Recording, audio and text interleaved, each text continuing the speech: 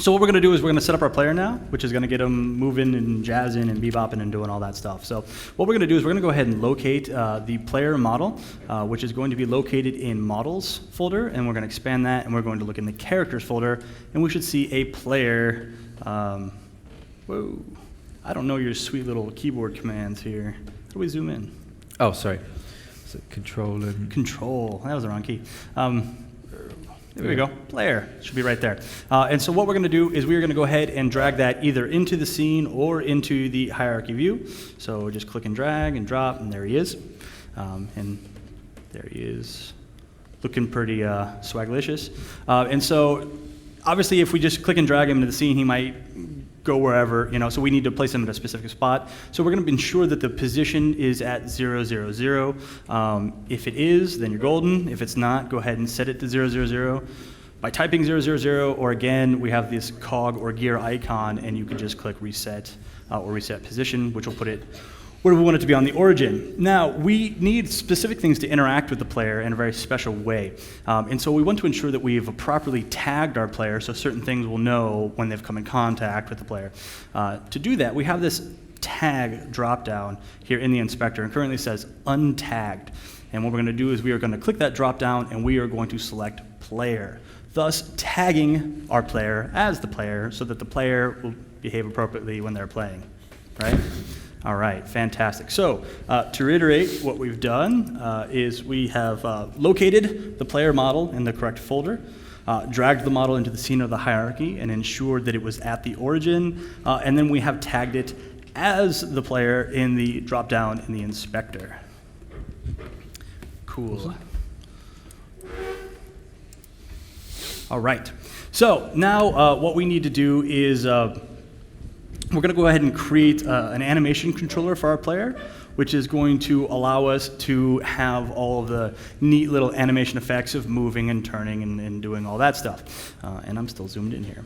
So what we want to do is we want to go ahead and locate the animation folder, which we'll just click on right here. Currently it is in fact empty, and we are going to make an animator controller. Should we just talk a little bit about the animations that we've set up first? What a great idea. Cool. So the model that we've just dragged in is the player model, and what you can do is drag up the preview window in the lower right of the editor. So this model has been animated for you. So when you bring in an FBX into Unity or a Maya file or 3ds Max, whatever package you use, when you bring that in, you can store animations within it, or if you have a humanoid or biped type model, you can retarget those animations onto similar type of models. This particular thing is rigged in what we call a generic manner. So if I look at my rig, you can see generic up at the top. And what that means is it's a very specific bone structure because our character is going to move like this. It's going to be kind of hopping around. So he's not got 2 arms, 2 legs, as a kind of biped would. So the animations that are stored in this particular game object, this model that we've given you, are a move, an idle, and a death. So what we're going to do now is to create a state machine called the animator controller to control when these 3 different animations are going to be played back. If you're looking in the inspector here, I highly encourage you not to touch anything. Right? Because these changes change how Unity imports the stuff, and if you just start clicking, a little box comes up and it's like, would you like to apply? And you're like, yeah, apply for what? And then all of a sudden, your stuff is not going to work later. So just, so we're doing look, this but don't touch. Just to show you where the animation is going to be coming from, and we're going to go ahead and actually implement it now. Back to you, Mike. Thank you, Will. All right, so we're going to go back to this animation folder, and again, it's still empty, so no magic there yet, right here. And we're going to go ahead and add what's called an animator controller. Animator controllers are part of the Mechanim animation system. They're basically a finite state machine that just blends animations and does all this neat stuff. It's actually magic. We hired wizards. And what we're going to do is we're going to go ahead and create this asset that's going to allow us to do that. So I'm going to right-click here inside this, inside the animation folder in the project view here, and I am going to select create and then animator controller. Not animation, not animator override controller, but animator controller. And I'm going to get this name here, and I'm going to name it player AC for animator controller. There we go. And so once we have that, what we're going to do is we are going to actually just click and drag that onto the player, which is going to apply this animator controller to the player. So I'm not going to put it under the player, I'm going to put it on the player, and you'll know the difference because player itself will become highlighted. And I'll let go. I can confirm I did this correctly by clicking on the player, and I see here player AC is now listed in the animator component, player AC, right there. That's how I know I've done it correctly. All right. Now, let's go ahead and look at this animator controller now that we have it created. And to do that, I can go to Window, and then select Animator. But easier yet is to see my player AC and just double-click on it, which is automatically going to open up the animator window. Cool. If it's not docked here, you can just dock it by clicking the tab, dragging it, and docking it into the window. So to reiterate, what we've done is we have selected the empty animation folder and created an animator controller within it. We have named that player AC. We then dragged and dropped it onto the player in the hierarchy. And then we have double-clicked the player AC to open the animator window. And then we have docked the animator window if it wasn't currently open. All right, fantastic.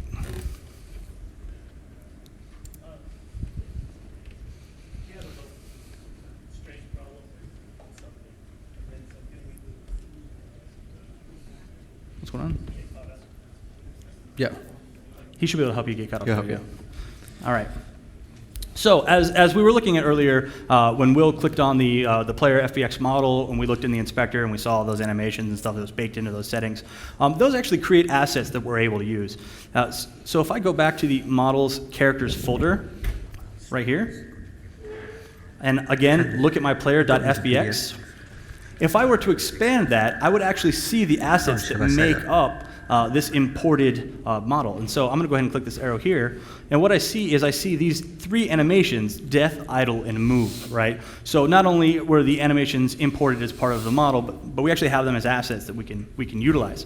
And so what I'm going to do now is I'm actually just going to take each of these in turn and move them into my animator window. I'm just going to click and drag them and drop them. I'm just going in order here, so I'm just going to do death, idle, and move. The order's not really going to matter because we're going to reorder them in just a moment. So when you have this done right, you'll see that you have this any state, and then you have a death state, an idle state, and a move state. Thank you. Okay. There we go. There we go. All right, and so we'll notice that the death state is orange, or whichever state you dragged in first is orange, right? Orange means it's the default state. Obviously, I do not want death as the default state. It's a sad game, but it's not that sad. And so what I want to do is I'm going to set a different state as our default state. So I'm going to right-click on idle, and I'm going to click set as default.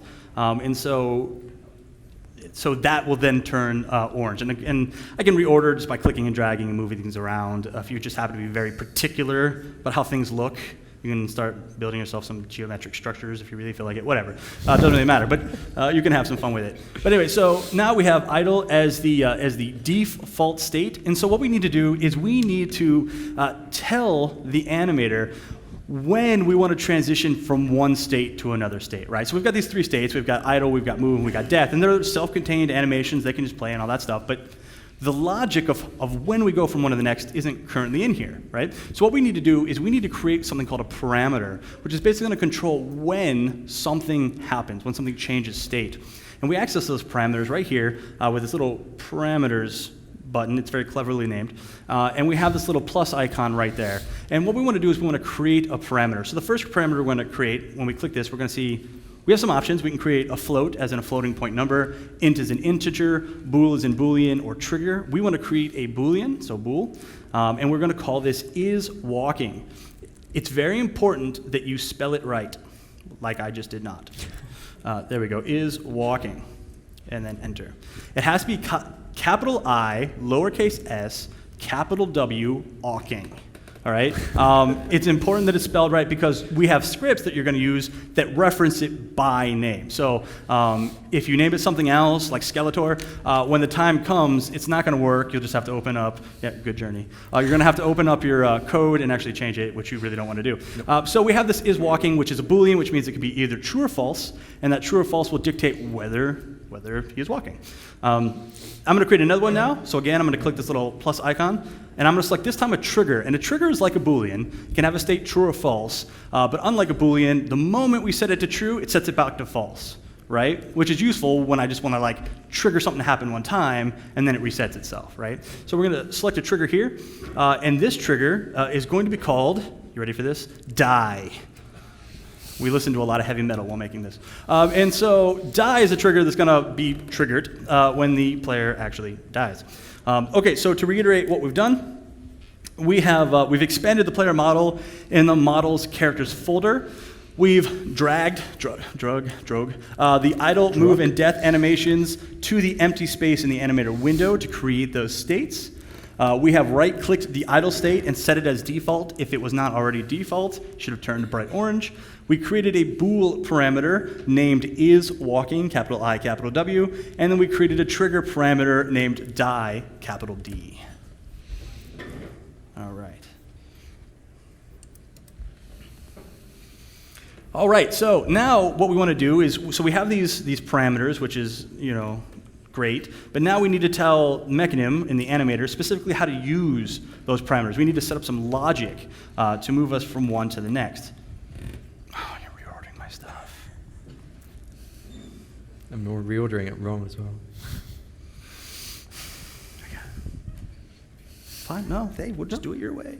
All right, so what we want to do is we want to set up transitions, all right, that basically says, hey, this state is capable of going to that state, right? And this state is capable of going to that state. We set up these transitions explicitly so that we can't accidentally transition from, say, like dead to jump, right? Because that doesn't make a whole lot of sense.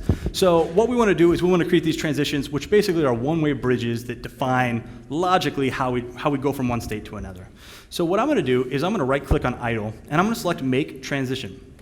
And when I click Make Transition, I get this cool little rodeo lasso thingy, which is actually just kind of fun to play with by itself. But we're here for business. So what I'm going to do is once I've confirmed that there's this white line attached to my mouse, I'm going to move my mouse over the Move Animator state, and I'm just going to click, and it's going to connect the two. So now what we have is we have a transition from idle to move. Yep, see, there you go. In case you didn't believe me.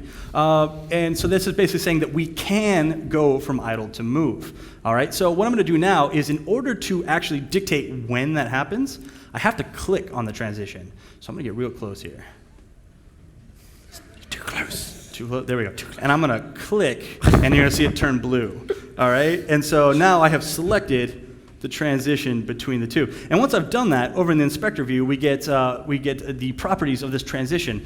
And what I'm interested in is, thank you, Will, is down at the bottom we have these conditions. What is the condition of this transition, right? And so what I'm going to do is I'm going to click this little drop down right now that says exit time, and I'm going to select is walking, and I'm going to leave that as true. So the way you read this is we are transitioning from idle to move when is walking equals true. Right, cool. All right, and so now what I'm going to do is I'm just going to kind of do the exact opposite. So I'm going to right-click on Move, make transition, get my fun little rodeo arrow. Now I'm going to click on Idle. So this is stating that I am able to move from the move state back to the idle state. And I'm sure you can all guess what the condition for that's going to be, but we'll go through it anyway. I'm going to select conditions is walking equals false. So if the player is walking, we play the walking animation. If the player is not walking, we don't. We play the idle animation. All right, finally, what I want to do is I am going to create one more transition. This time, we want the player to be able to die.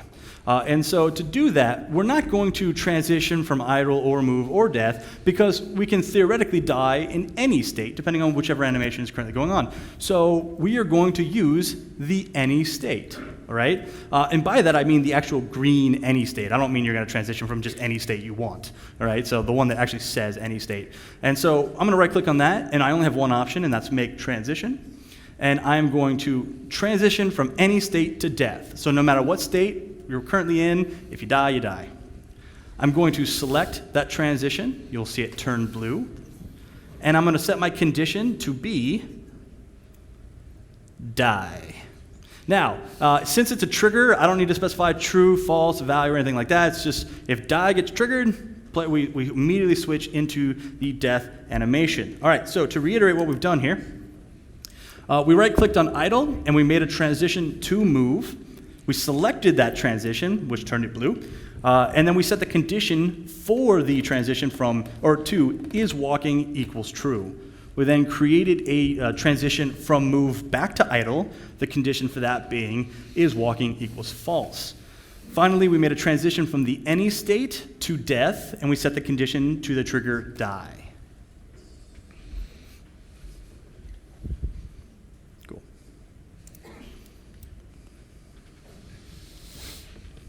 Cool. Okay, so the next thing we need to do with this player character is to give him a physical presence in the scene. So if you change from your animator window back to the scene view using the tab at the top, then you can select the player. We're going to add a rigid body. A rigid body component is something that allows the physics engine of Unity to be applied to the object.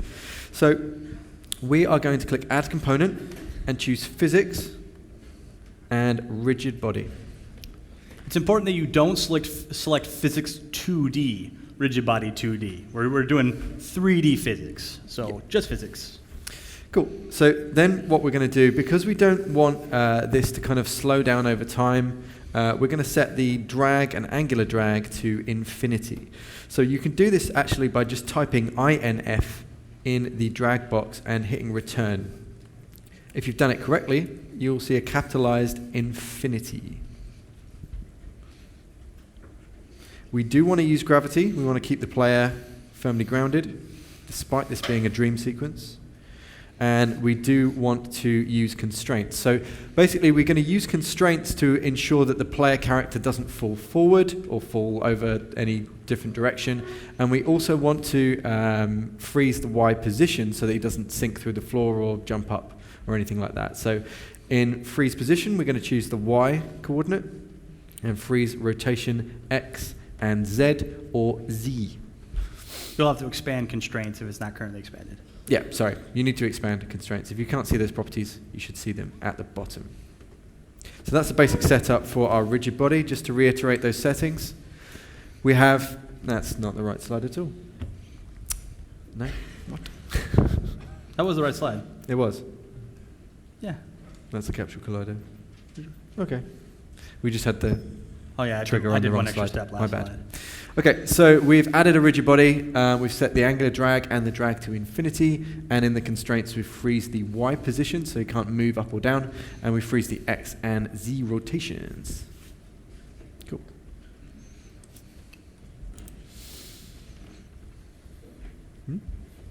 Certainly. James, you want to go? Sure. Okay, so next we need to make sure things can actually bump into the character, because currently he reacts to physics, but if he doesn't bump into anything, nothing's going to happen. So we need to add a capsule collider. Do you want to try? Because I hate your Mac. Yeah, sure. Thanks. I don't like to touch Macs. It makes me feel dirty. Well done for offending 50% of the audience. Yeah. Okay, so if you go to Add Component, and then Physics, and then there's a capsule collider along with all the other colliders there. And we need to give it specific settings so we make sure that the capsule covers the player. So if you change the center to 0.2 in the X, 0.6 in Y, and leave the Z as 0, or Z as 0, sorry. And we also need to change the height to 1.2. So what that's going to mean is that this sort of leaning over character thing here, he's got a little bit of an X offset, so the capsule is going to cover him nicely.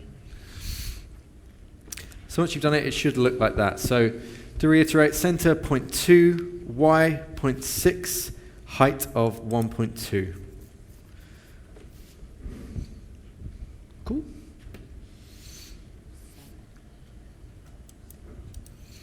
Okay, so next we need the player to make a little yelping sound when he gets hurt. So we're going to add an audio source component. So if you go to add component audio, and then find audio source, and we're going to change the audio clip from none using the little circle select by it to player hurt.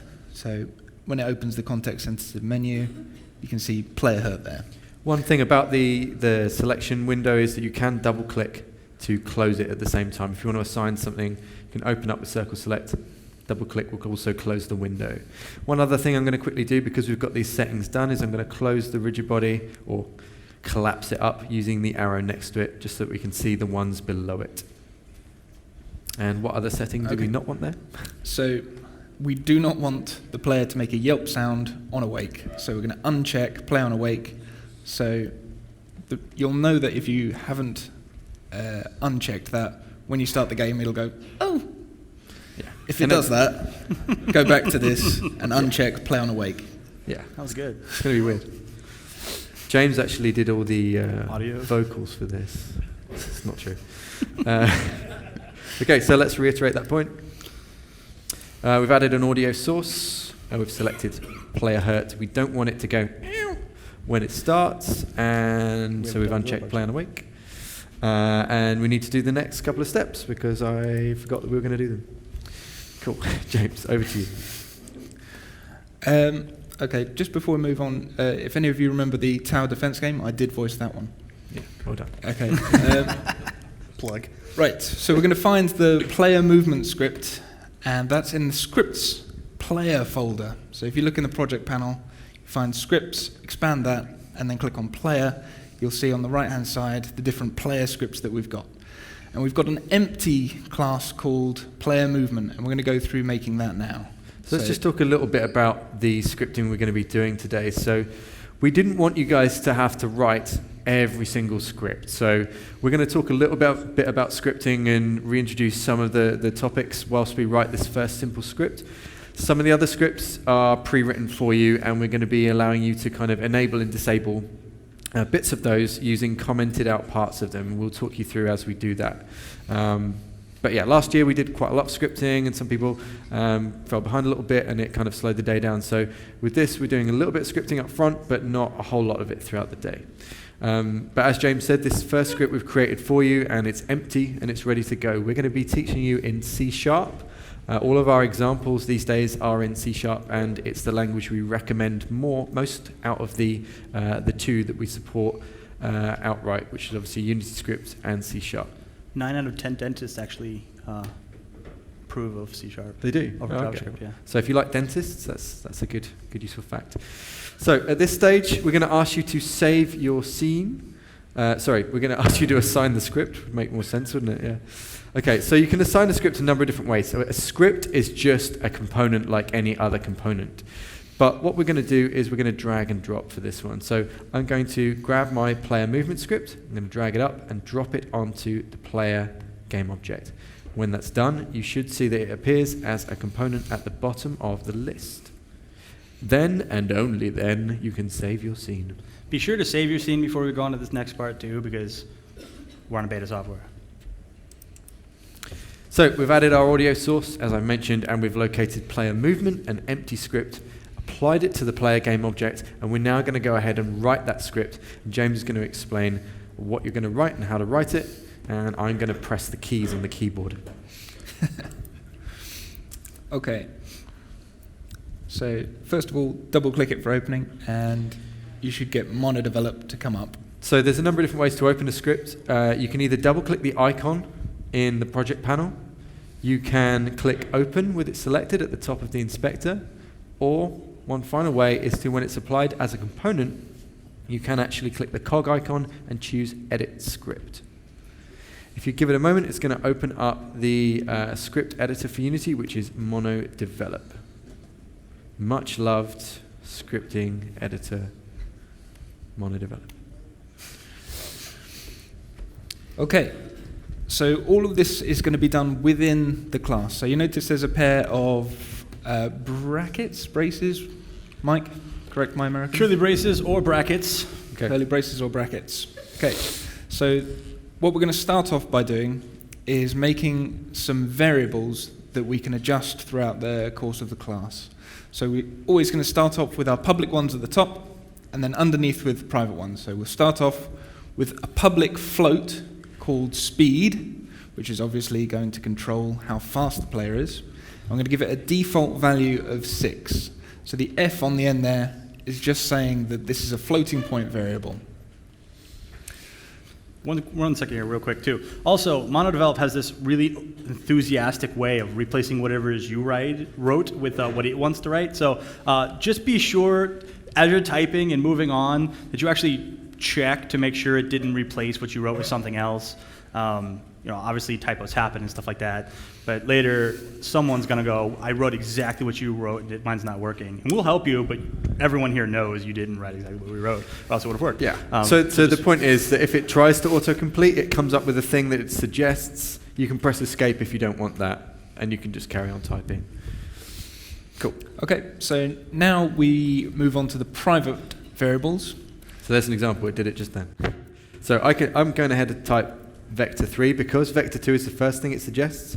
I could accidentally press return and get that. I want a vector3 type of variable.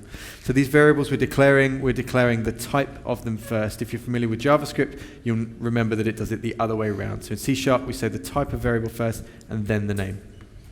Okay, so this one's going to be called movement, and we're going to use that to store the movement that we want to apply to the player. The next one, we're going to have a reference to the animator component, and we'll call that anim. We're also going to have a reference to the rigid body component, and we'll call that player rigid body.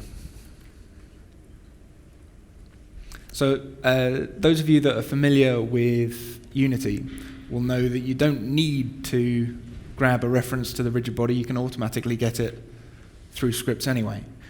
However, with Unity 5, we're streamlining how game objects work, and so some of the shortcuts will be removed so that it's faster in the future. Yeah, so all of the kind of scripting things that you'll note here, we're using a reference to the rigid body. We're going to use a reference to audio source.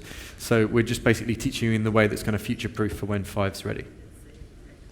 Okay, so the next one is an integer called floor mask. Now I'll explain this one. If you remember earlier, we made that floor quad, that big square that we just left on the floor. That's the thing that we want to raycast into. And the way we tell our raycast that we only want to hit that floor is we use a layer mask, which is stored as an integer.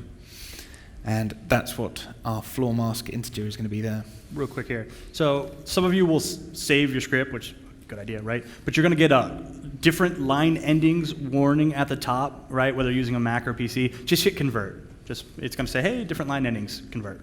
Right. Should we see if that happens for me? So if I hit save right now, you'll notice that I get a line ending. So basically, we designed this project on a PC. We've opened it on a Mac. Files have different line endings. It doesn't matter at all. Just hit convert. Everything will be fine.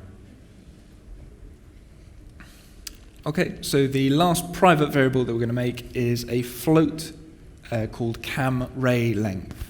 So that's going to be the length of the ray that we cast from the camera.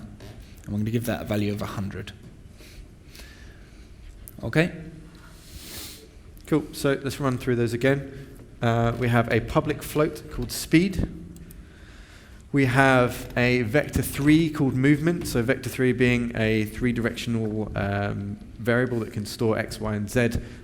And then a reference to the animator. So that's our state machine controller that will allow us to tell it which animation to be playing. A rigid body, so the actual physics component of the player. An integer to store the mask of the floor so that we can control the movement. And then a length to give the ray. Cool. The next thing we're going to do is go ahead and set up those references. Okay, so we're going to set up the references in the awake function. So some of you will be familiar with the start function. Awake is very similar, but it gets called regardless of whether the script is enabled or not. So it's good for setting up references and things like that. Okay, we're going to start off by setting up our floor mask, and we're going to use layer mask.getMask. So then we can pass in a string, which is just a word or a sentence, of the layer that we're going to get. So we put the floor quad on the floor layer, so we're going to get mask from floor. Then we're going to use get component to get the references to the animator, like that. You'll notice the little angled brackets there. That's just denoting the type of what we're looking for. In this case, we're looking for an animator, so we write animator.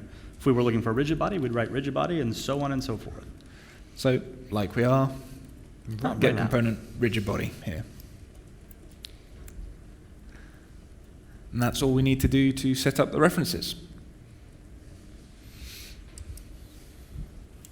Cool. So floor mask will basically go into Unity's inbuilt masking system, or its layers system. It will look for one called floor, and it will take the number in the list and assign it to this floor mask integer that we have. And then we're just grabbing, you'll see get component quite a lot throughout the day. It's just a way of finding a component attached to an object. And because we've just said get component outright, it's the component attached to the same game object as this script. So this player movement script is attached to our player, and so it's looking for other components on the same object that it's attached to. Cool. Okay, so next what we're going to do, is put a call to fixed update. So fixed update is a function that Unity will automatically call on its scripts that fires every physics update. So Unity runs on a number of updates. The normal update system that you're familiar with runs along with rendering. The fixed update runs with physics. So since we're moving a physics character, he's got a rigid body attached, we're going to use fixed update to move him. So what we're going to do is get the input from the horizontal and vertical axes, but we're not going to get the standard input. We're going to get the raw input. So whereas a normal axis would have values varying between -1 and 1, the raw axis will only have a value of -1, 0, or 1. It won't have any variation in between those. So what that means is that when we're controlling the character, rather than him slowly accelerating towards its full speed, he's going to immediately snap to full speed, which will give us a much more responsive feel. Yeah, so it's going to be kind of arcadey movement, so as soon as you move, you can kind of evade the enemies pretty easily. Just so you know, an axis is actually input, right? So these axes, horizontal, vertical, jump, fire 1, fire 2, those are defaults within Unity. So if you're wondering what horizontal is, it's in there. It's a default one. I'm just going to show those real quick. Great, yeah. So the horizontal axis basically maps to the A and D keys as well as the left and right arrow keys, right? Either of those manipulate the horizontal axis. Pressing the A key gives me a value of -1 in the horizontal axis. Pressing the D key gives me a value of +1 in the horizontal axis. So with standard input.getAxis, if I press the A key, it's going to shift from 0 to -1, being like 0 to 0.001 to 0.5 to -0.1. I forgot the negatives in there, but you get what I mean. Raw is just going to be, it's at 0, I hit the A key, it snaps immediately to -1. Vertical is another axis. It's the W and S keys as well as the up and down arrows. Fire 1 is your left mouse button or left or right control, so on and so forth. If you're curious, you can go to the input manager. I believe Will just had that up there for a second ago. And that's where these axes exist, and that's how we set them up. But the ones we're all using here are defaults, so there's nothing special that you need to do to get those. Yep. So you can go ahead and put in the vertical axis as well. We're storing that as a float called V. So these are private variables within fixed update, so we can use them within specifically fixed update. So remember that the variables that we created earlier are outside of these functions, so we can use them within any of the functions in this script. Cool. So if you want to go ahead and add that fixed update function, that's what you need. Make sure you're on getAxis raw and not just getAxis, so that you've got that snapping motion that Mike just mentioned. So what we're going to do with this motion, James, tell us about it. Well,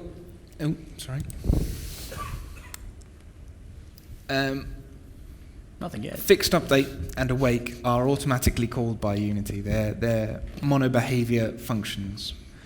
But we can also make our own functions that we can call within those fixed update and awake.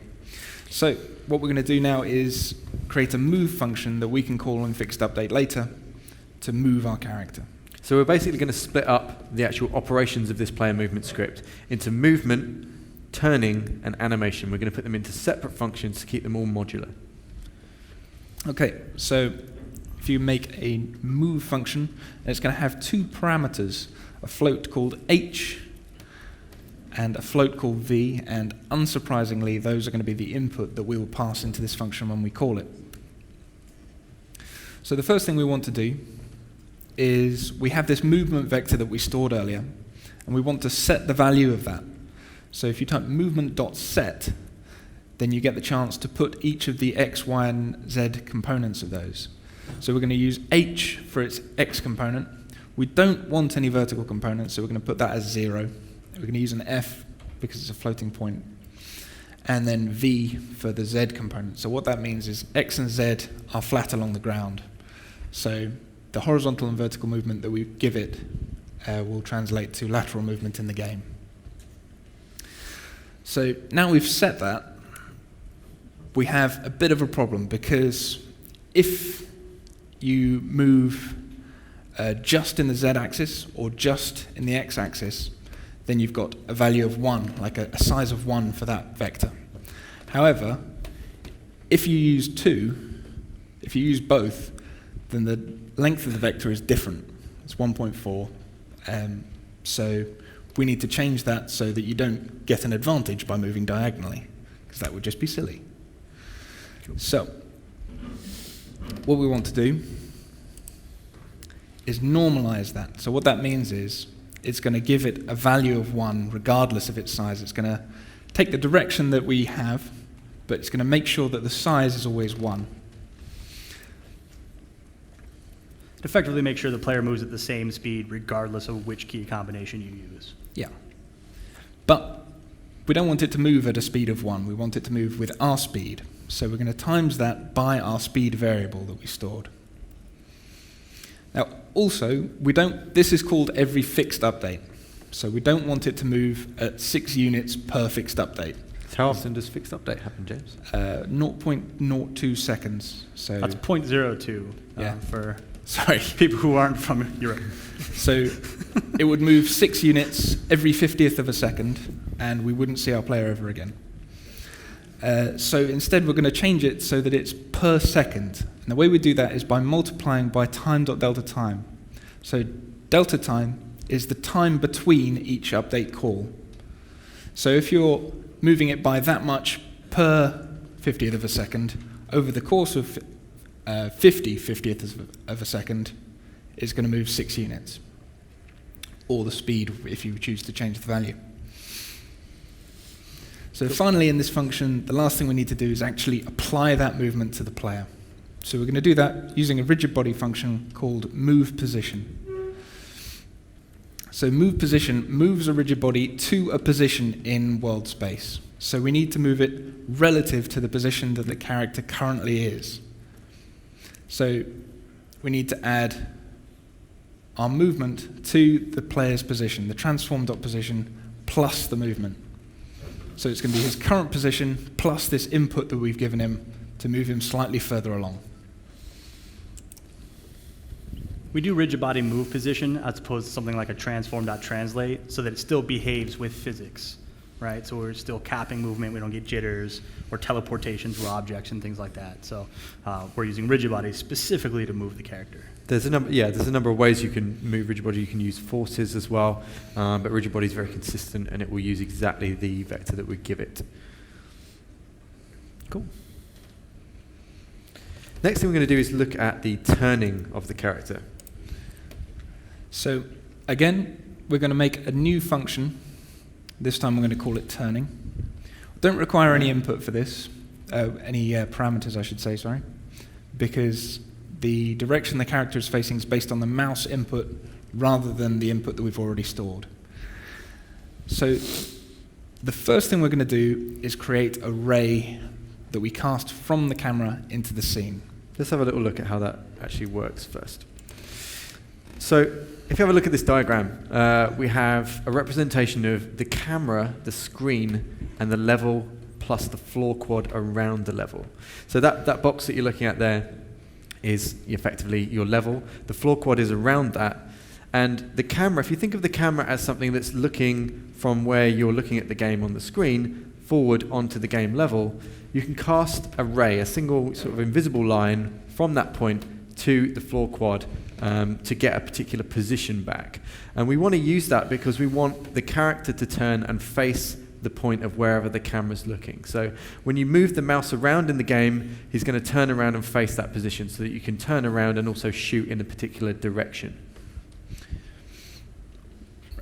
Cool. Before we start back up here, so we see this end bracket on line 40. Make sure that's there. So a real quick gotcha that everyone always does is they move their functions down outside of the class by accident, right? So if you have void turning with your open and closed brackets and you don't have another bracket immediately after that, you missed one. And don't like just add another one because then you're going to have one in the wrong spot and another one in the wrong spot. Instead, just move that function back up so that it is inside the class. Cool. Okay, so the first thing we're going to do in this function is going to create a ray. So we call that cam ray because it's a ray coming from the camera. And we're going to use a function of the camera, the main camera, called screen point to ray. So what that's going to do is take a point on the screen and cast a ray from that point forwards into the scene. So the point that we're going to give it is the mouse position. So it's always going to find the point underneath the mouse, if you imagine. So if you're looking at the game, there's a mouse on your screen. The point underneath that mouse is the point it's going to find if that hits the floor quad. But we need to actually cast that before we can do it. So we need to get information back when we do this raycast. And in order to get information back from this raycast, we need a raycast hit variable. So that's what we're creating here. So the next stage is to actually cast the ray that we've created. So we created this imaginary invisible line. And now we need to actually perform the action of casting the ray so that it can hit something. Now a raycast function will return true if it has hit something, and it will return false if it hasn't. So we're going to put that inside an if statement. And if it has hit something, then the code within the if statement will be carried out. If it hasn't hit anything, then the code within the if statement won't be carried out. So we'll just skip out of this function. So that's what that little if at the start there is for. So we need to give this a number of parameters. Let's start off with the ray itself. That's the positions and directions of the cast that we're going to have. We need to use an out variable for the floor hit. So out means that we're going to get information out of this function. And we're going to store it in that floor hit variable. Next, we need to give it a length. So how far are we going to do this raycast for? And that's the variable camRay length that we store earlier. And finally, we want to make sure that this raycast is only trying to hit things on the floor layer. So that's that floor mask that we created earlier. So that's the final. So remember, since this is an if statement and a function, there should be two closed brackets at the end there, or two closed braces, sorry. So if you see, you've got if, open brackets, physics.raycast, open brackets, and then at the end, we need to close both of those brackets again. Braces, sorry. Parentheses. Parentheses. Is the term that he's looking for. Don't put brackets. You need parentheses. If only we had the same terms in England and America. Yeah. Okay, so we've got the open curly braces. There you go. Why not? Afterwards. And this will be the code that's carried out if we've hit something. So we need to create a vector 3 that's from the player to where the mouse has hit. So imagine where Mike is standing over there. That's the point on the floor that the mouse has hit. I'm the player, so we need a vector from me to Mike. So that's the vector we're going to make. So we've got vector 3 player to mouse, and that's the floor hit dot point. So that's the point that it's hit the floor, minus transform dot position. That's the position of the player. We don't want, so we're going to apply this to the character to make him turn. but we don't want him to sort of start leaning back. So we need to make sure that the y component of this vector is definitely 0. Because if this vector is slightly pointing off into space like that, I mean it shouldn't, but if it does, then we set his rotation, he's going to start doing this. And we don't want him to do that. So, we've set it to 0. Now we can't set a player's rotation based on a vector, so we need to change that from a vector into the horrible word quaternion. I don't know if any of you are familiar with quaternions. Is anybody familiar with quaternions in the world? No one is, actually. Yeah. Scientifically impossible. Those of you that put your hand up, can you come and teach this? Because I don't know it. So quaternion, basically speaking, is a way of storing a rotation. We have a vector 3, but we can't use that to store a rotation. So we use a quaternion. So we're going to create one called new rotation. And quaternion is also a class that has a number of functions, of which we're going to use one called look rotation.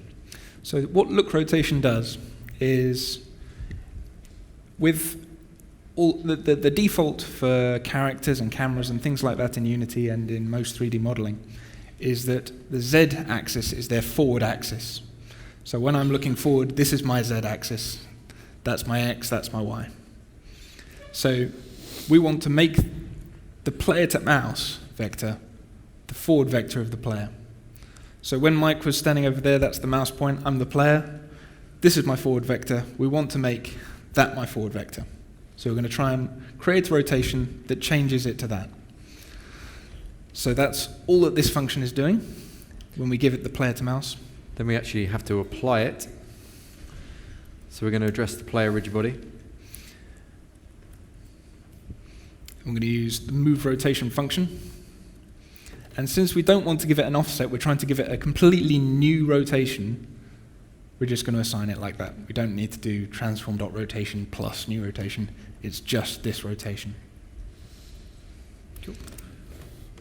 So going back to the top, so first thing we did was to create a ray, to create that invisible line, and that's going to have an origin and a direction. So the point it's coming from is the camera screen point to ray. So it's using the mouse position on the screen to create the origin point. Then we created a floor hit variable, which is of type raycast hit. That's going to store the information on wherever that line intersects with something. And then we used an if statement to actually cast that ray forwards. So we pass in cam ray, the floor hit by the length, so it has to have a length to go. And we use the floor mask to say only look for the quad. Don't look for the player, the enemies, anything else, just look at the quad. And we created player to mouse. We subtracted floor hit point from transform position so that it can look in the right way, and used quaternion look rotation to make it turn to that rotation. Cool. Okay, if any of you are struggling with that bit or think it's really difficult, that's probably the hardest bit in this day. So if you've got that with ease, you're sorted. The rest It's all of the day will be downhill a from breeze. here. Okay, so that's our turning. The next and final function of this, we're going to look at the animation. Okay, so after the turning, but before the last curly brace bracket thing. Yeah, sure. We're going to make another function called animating. Now, we do need to give this the H and V parameters. Oh, sorry. There you go. Because whether or not the player is walking or an idle is dependent on the input. So what we're going to do is we're going to create a Boolean variable called walking. And we need this to be true if either the H variable or the V variable has some value. So it's not 0. If it's 0, then there's no input on that axis. We don't need to worry about it. But if either H or V has a value that's non-zero, then it's true and the player is walking. So what that complicated bit of code there is doing is saying that, first of all, H is that not equal to 0. That will return either true or false, depending on whether it's 0 or not 0. Or is V not equal to 0? So if H or V is positive or negative, then it will return true. Mike, you had a good way of explaining that. Yeah, so this line of code is my fault. That's like my one addition to this, and it's superly complicated. But basically, what this is basically saying is, hey, did we press the horizontal axis or did we press the vertical axis? If we pressed either of those, we're walking. If we didn't, we're not.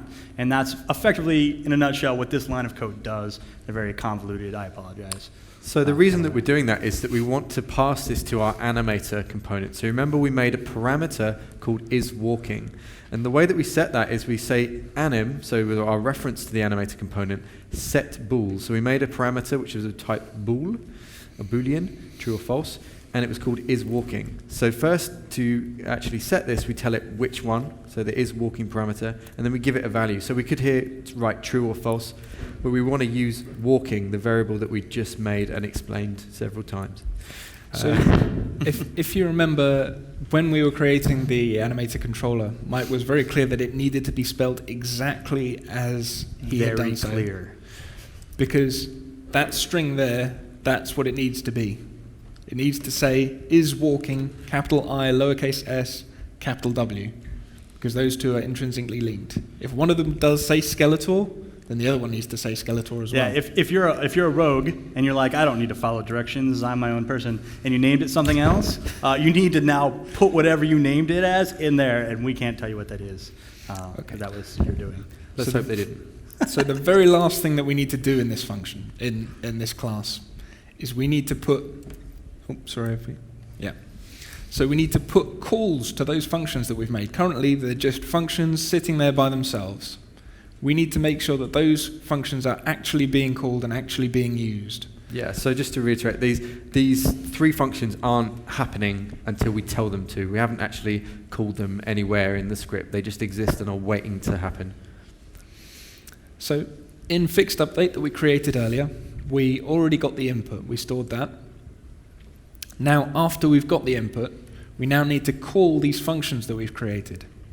So we call them just by using their name, and then passing in the values if they're required. So move requires two floats. We've got our floats for input there, and that's all that we need to do. So we need to say H and V semicolon. Then we'll call turning, which doesn't take any parameters. And finally we'll call animating, which does. Like that. So remember, these are in fixed update, so they're being called every physics step.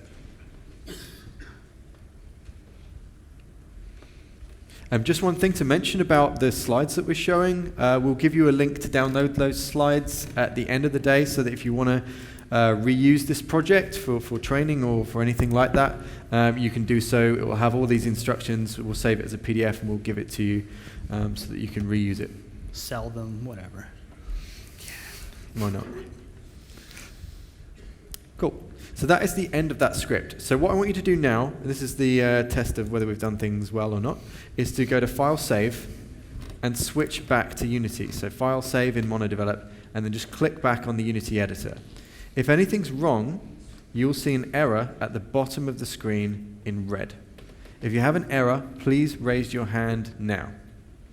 Bam!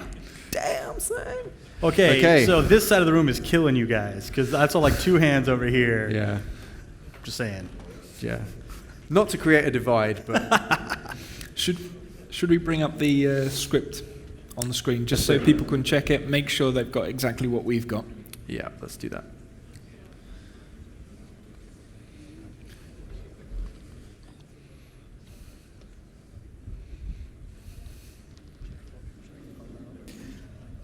Okay, we're going to take a couple of minutes. We'll come around, give you a hand. We're going to switch our mics off. Raise your hand if you need help.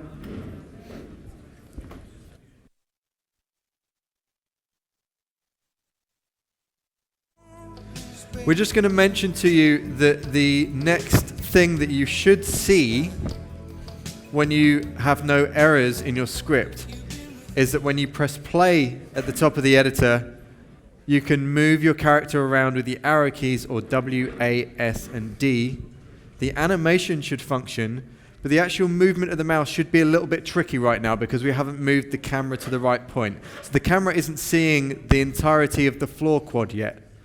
And that can be a problem. But we're going to solve that in the next phase. So at this point, if your character is not moving when you press the play button, not like idly moving, something has gone amiss, right? So don't Raise think your we're hand. adding that later. Right now, this guy should be moving. Also, real quick here too, you see how when I press play, these buttons turn this lovely shade of blue right here? So that means that our scene is currently playing. And if I pause this, just like pressing that button here, the scene is still in play mode. And what this means is any changes you make right now will be completely erased when you leave play mode. So this happens, right?